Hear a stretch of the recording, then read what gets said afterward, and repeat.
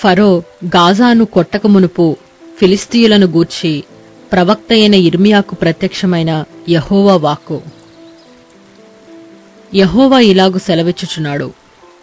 జలములు ఉత్తర దిక్కు నుండి పొర్లి వరదలై మనుష్యులు మొర్రపెట్టునట్లుగాను, దేశనివాసులందరూ అంగలార్చునట్లుగాను, దేశము మీదనో అందున్న సమస్తము మీదనో, పట్టణము మీదనో దానిలో నివసించువారి మీదనూ ప్రవహించును. వారి బలమైన గుర్రముల డెక్కలు నేలతను శబ్దమునకును, అతని రథముల వేగమునకును, అతని చక్రముల ఉరుము వంటి ధ్వనికిని తండ్రులు భయపడి బలహీనులై తమ పిల్లల తట్టు తిరిగి చూడరు.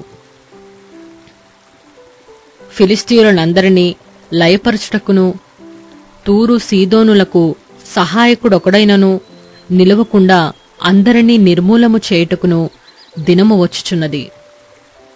యెహోవా కఫ్తోరు ద్వీపశేషులైన ఫిలిస్తీయులను నాశనము చేయును. గాజా బోడి ఆయను, మైదానములో శేషించిన అష్కెలోను నాశనమాయెను. ఎన్నాళ్ల వరకు నిన్ను నీవే గాయపరుచుకొందువు? యెహోవా ఖడ్గమా, ఎంతవరకు విశ్రమింపకయుందువు?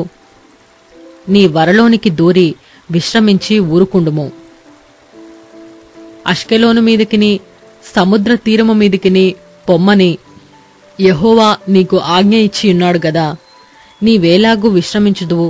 అచ్చటికే పొమ్మని ఆయన ఖడ్గమునకు ఆజ్ఞ ఇచ్చియున్నాడు.